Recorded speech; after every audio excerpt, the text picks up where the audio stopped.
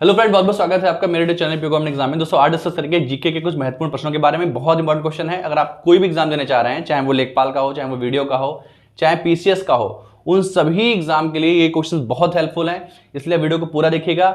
मैंने कुछ क्वेश्चन लिए हैं पर इनसे बहुत सारे क्वेश्चन बन जाएंगे। आप वीडियो को पूरा देखिएगा तभी आपको उसका पूरा फायदा मिल पाएगा।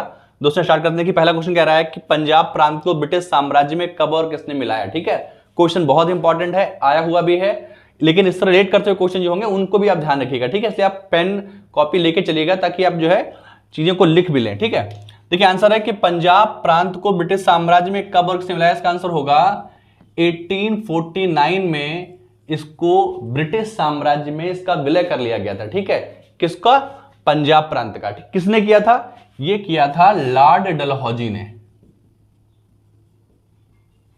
ठीक है, ये किया था लॉर्ड डलहौजी ने। ठीक, अच्छा इसी में चीजें और भी हैं। अगर आप 1850 की बात करें तो सिक्किम को विलय कर लिया गया था। 1852 में बर्मा, 1853 में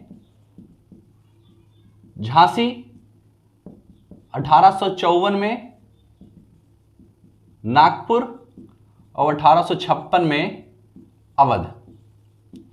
देखिए कई बार एक क्वेश्चन पीसीएस में सीरीज के रूप में आया है कि इसका क्रम लिखने के लिए आया है, तो आप पूरा क्रम याद रखिएगा। 49 में पंजाब को मिलाया गया, 50 में सिक्किम को, 52 में बर्मा को, 53 में झांसी को, 54 में नागपुर को और 56 में अवध को ब्रिटिश साम्राज्य में मिला लिया गया। लॉर्ड डलहौजी का कार्यकाल याद रखिए 1848 से लेके 1856 तक का है, और इसी के समय में पहली ट्रेन चली थी मुंबई से ठाणे। ये भी आप याद रखिएगा। ठीक है, तो इतने सारे फैक्ट आपको अलग से मिल गए, ये चीज भी आप नोट करिएगा। और वैसे भी लॉर्ड डलहौजी बहुत इंपॉर्टेंट है। ठीक है, इसको अगर आप पूरा पढ़ लेंगे तो आपके लिए बहुत हेल्पफुल होगा। ठीक है, इसमें बहुत सारे काम हुए थे। आगे देखिए, बाजीराव द्वितीय को पेंशन देकर कहां भेज दिया गया था। इसका मतलब यह है कि बाजीराव जिस साम्राज्य का होगा वो अंतिम होगा, तभी तो उसको पेंशन देके भेज दिया गया था। ठीक है, तो इसका आंसर क्या होगा? देखिए इसको मिटा देते हैं, आप इसको लिख जरूर लीजिएगा। ठीक है, बाजीराव द्वितीय को पेंशन देकर भेजा गया था, कानपुर के पास पड़ता है बिठूर, यहां भेज दिया गया था। कब की बात है ये? 1818 की। और 1817-18 में ही तृतीय आंग्ल मराठा युद्ध हुआ है। ठीक है,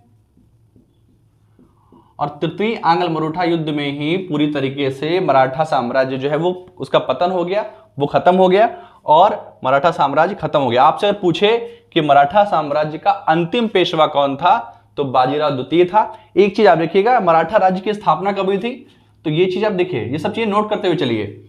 मराठा साम्राज्य जो था या मराठा राज्य जो था ये बना था 1674 में शिवाजी के द्वारा, और ये खत्म कब हुआ? 1818 में। ठीक है, तो 1674 में मराठा राज्य किसने बनाया था? शिवाजी ने। और अंतिम कौन था? वो 1818 में बाजीराव द्वितीय था, तो वो पेशवा था और शिवाजी छत्रपति थे। ठीक है, अच्छा एक चीज और भी है, शिवाजी का जन्म, कुछ फैक्ट है शिवाजी के बारे में लिख लीजिए।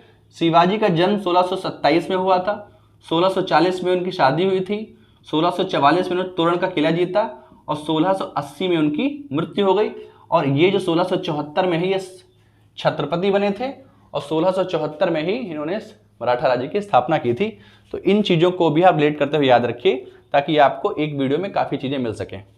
अगला क्वेश्चन देखिए, प्रथम दिल्ली दरबार का आयोजन कब हुआ था। ठीक है, प्रथम दिल्ली दरबार का आयोजन कब हुआ था ये आपको बताना है। एक चीज देखिए कि दिल्ली दरबार का आयोजन होता क्यों था। ब्रिटेन में जब सत्ता बदलती थी, वहां कोई राजा बदलता था, तो उसको खुश करने के लिए जो ईस्ट इंडिया कंपनी है वो एक पार्टी ऑर्गेनाइज करती थी, उसको दिल्ली दरबार कहा जाता था। ठीक है, तो प्रथम दिल्ली दरबार कब लगा? 1877 में, और काल था लॉर्ड लिटन का।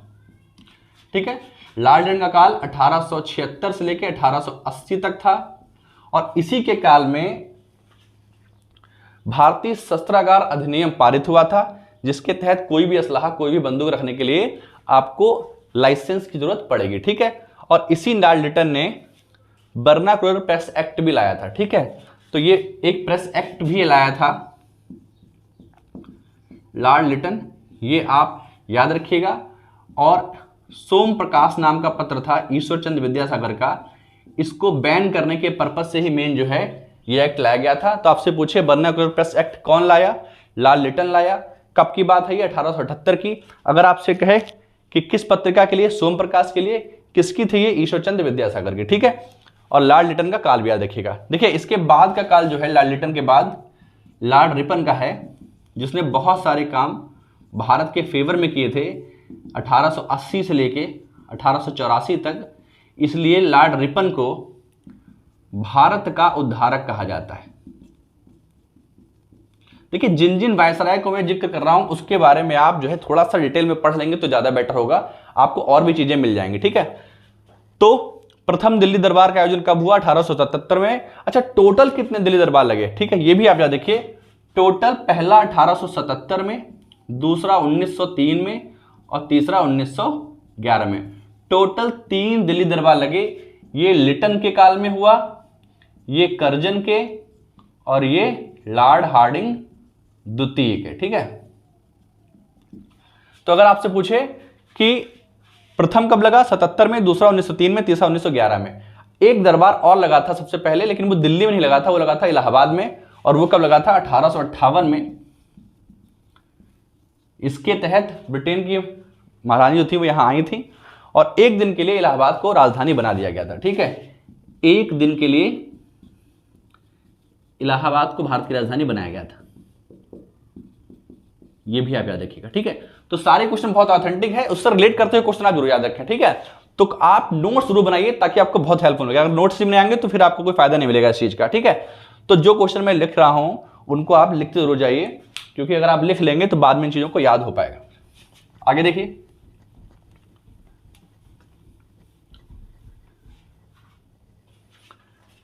संविधान के किस अनुच्छेद के तहत भारत का एक महान्यायवादी होगा? ठीक है, संविधान के किस अनुच्छेद के तहत एक महान्यायवादी होगा? अनुच्छेद होगा आपका 76, ठीक है। अनुच्छेद 76 के तहत भारत का अटॉर्नी जनरल ऑफ इंडिया होगा। महान्यायवादी कौन होता है? ये भारत सरकार का वकील होता है, भारत का प्रथम विधि अधिकारी होता है, भारत सरकार को एक कानूनी सलाह देता है। ये किसी भी सदन का मेंबर नहीं होता है, पर वहां जाकर ये बैठ सकता है, उसकी सुनवाई कर सकता है, ठीक है। और इसकी सैलरी जो है वो राष्ट्रपति डिसाइड करता है, यानी कि कोई फिक्स सैलरी नहीं होती है। और ये राष्ट्रपति के प्रसाद पर्यंत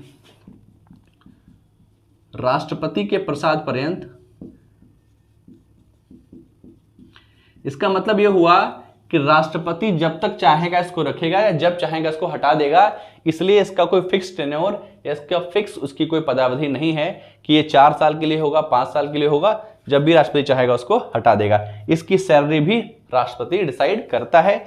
महान्यायवादी कौन होता है? ये मुख्य विधिक अधिकारी होता है, भारत सरकार का वकील होता है। इसी तरीके से राज्य में सॉलिसिटर जनरल होता है, महाधिवक्ता, और वो होता है अनुच्छेद 165 के तहत।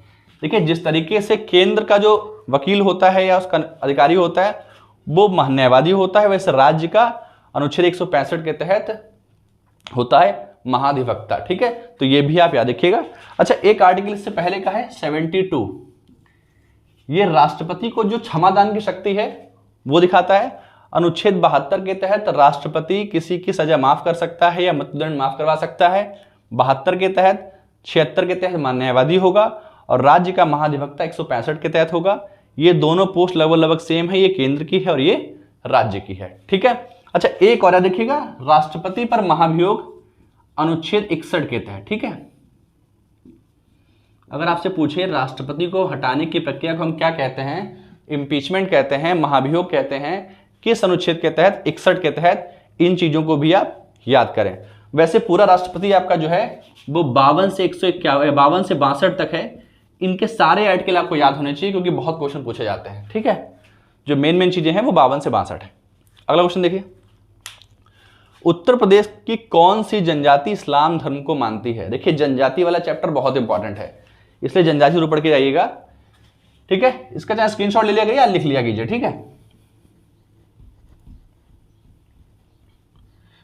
आपसे कह रहा है कि उत्तर प्रदेश की कौन सी जनजाति इस्लाम धर्म को मानती है। आंसर होगा माहीगीर।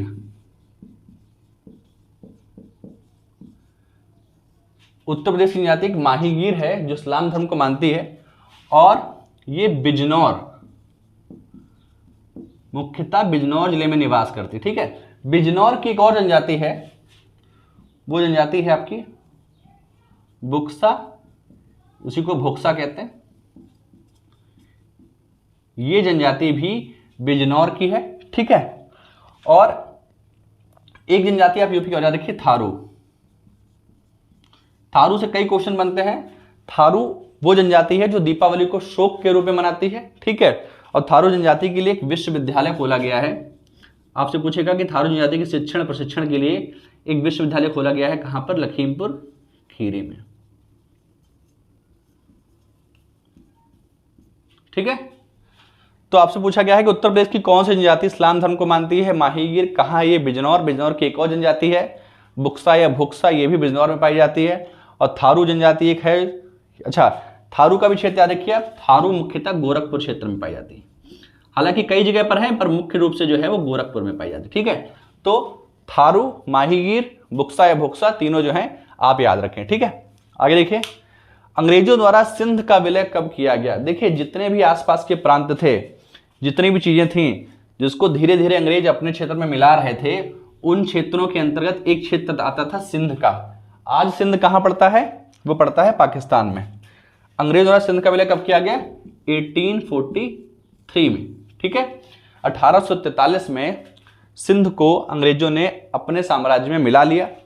उस समय गवर्नर कौन था, लॉर्ड एलनबरो। इसका काल है 1842 से लेकर 1844 तक, इसका टाइम पीरियड है। ठीक है, लॉर्ड एलनबरो। और देखिए, रविवार की छुट्टी